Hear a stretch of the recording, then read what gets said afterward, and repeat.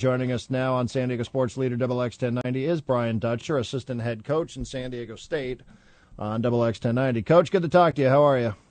Good to be back with you, Darren. Hey, 2 ranked teams are playing Saturday. Let's not fail to mention that. Absolutely. I've been talking about it all day. I said, as far as it goes with rivalries, and everybody's trying to talk about rivalry week, I don't know where you put Vegas in that category, but it certainly seems like recently you've had the better of them. Still consider them a big rival?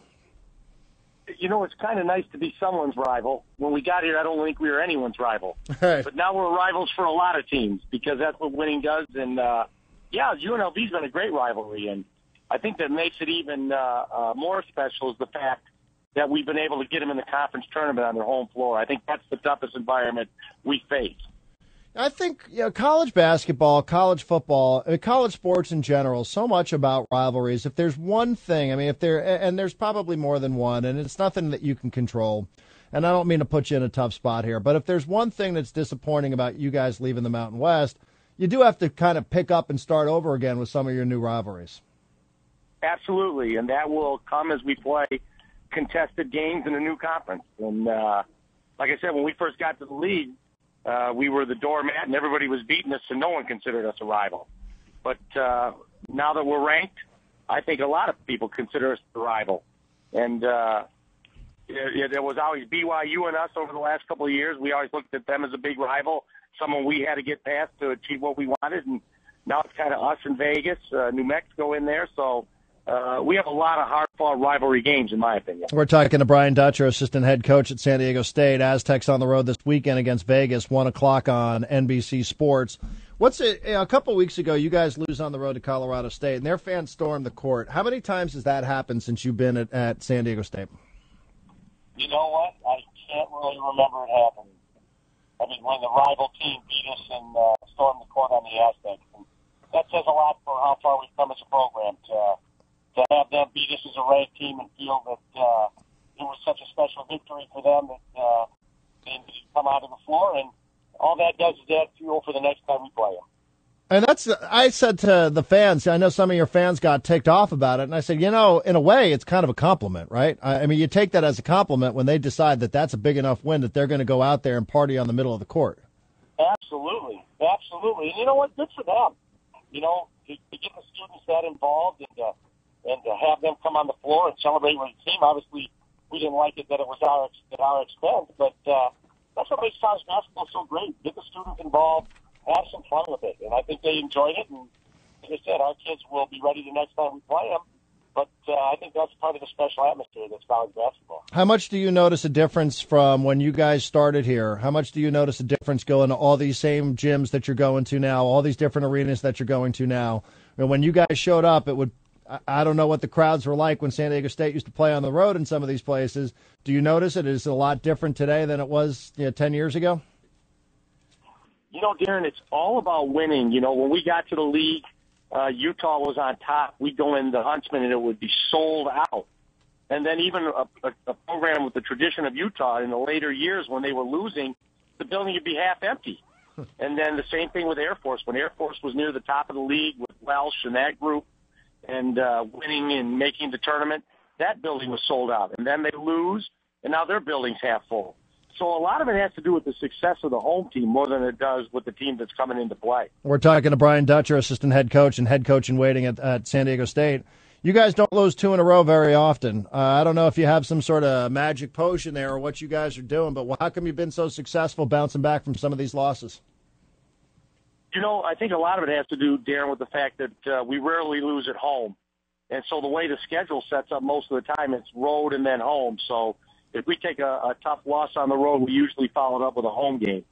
And so obviously our odds are much better of winning a home game than to go back-to-back on the road in tough environments. So I think a lot of it does with the schedule. A lot of it does with the resolve of our team that they know if they want to be competitive in the conference race, they can't afford to lose back-to-back games. What does this year's team do better than last year's team? I think we guard better. I think we give up less good looks on the perimeter.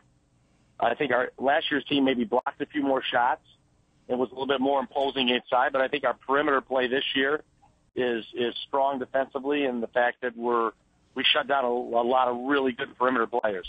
Did you see that coming, that you'd improve in certain areas? Because as we've talked about, everybody thought last year's team was a once-in-a-lifetime. I don't think you ever see it coming there, and I think we had an idea that we would be good. But until you prove it on the floor, you really don't know. It's like any team you put on paper, you look and say, well, they have this guy back, they lost this guy.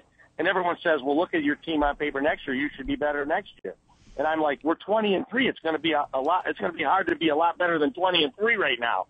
So it's always a formula of adjusting and seeing what you have. And if the chemistry mixes and everyone plays to their potential, you have a chance to be pretty good. Do you like the fact, I know you like the fact that you win a lot of these games, but do you think somewhere down the road, how much do you think it'll pay off that you've won a lot of very close games and even some overtime? Well, I think the more close games you're involved with, when you get into the next one, you kind of have been there before. If you're a team that blows everybody out and all of a sudden you run into a close game and you're not used to playing in close games, then no one knows what shot you want. No one knows who should have the ball in their hand at the end. And obviously, Jamal has made some great plays for us down the stretch in games and won games for us.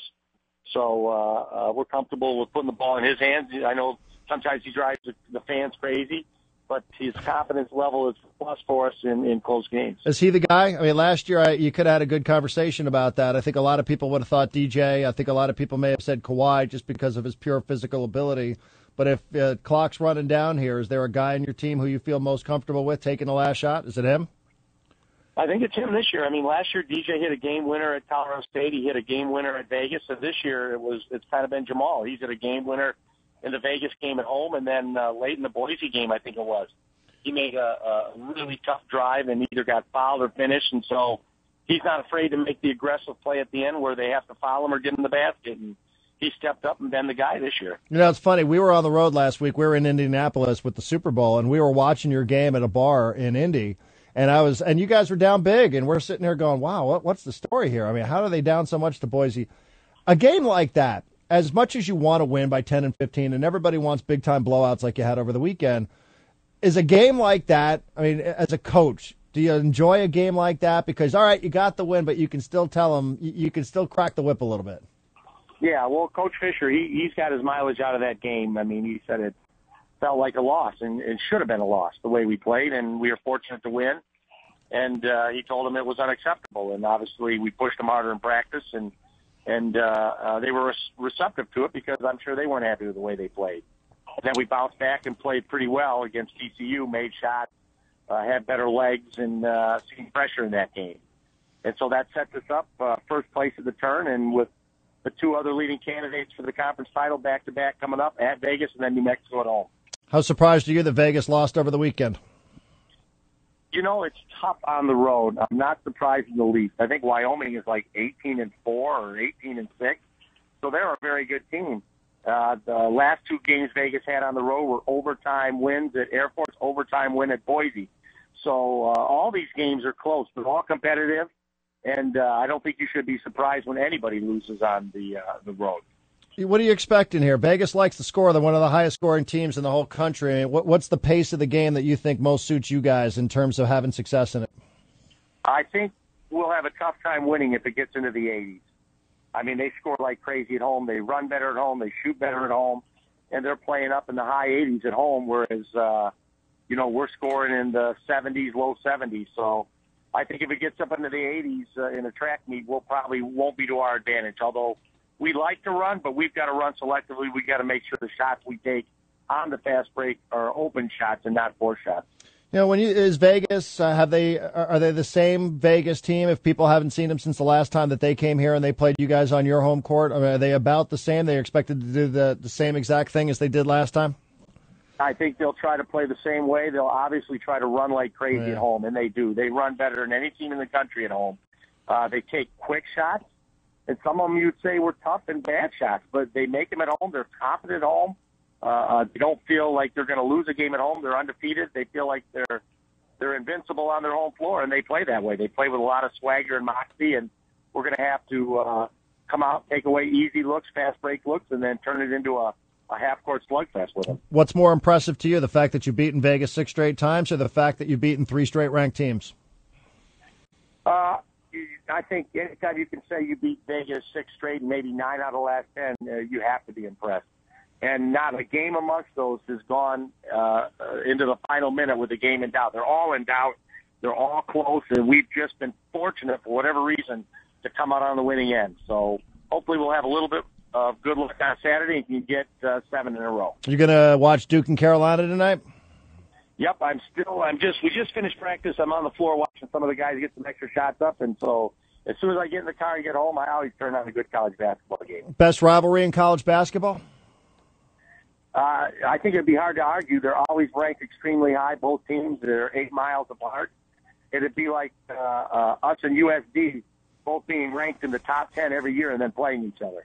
I mean, they're so close in proximity and they're close in stature that is one of the finest rivalry games you're ever going to see. Well, I'll tell you what, you guys in Vegas coming up this weekend, as far as it goes on the West Coast, on the left coast to here, I don't know how much better it gets than that out here. Maybe you can make an argument for Gonzaga St. Mary's, but I wouldn't make that one. And the way the Pac-12 has played this year, it's tough to make a case for them. You guys in Vegas this weekend, a lot of eyes on you, so looking forward to it, Coach. Thank you very much for a couple minutes. Thanks, Darren. We'll talk to you soon. You got it. Brian Dutcher, assistant head coach with San Diego State.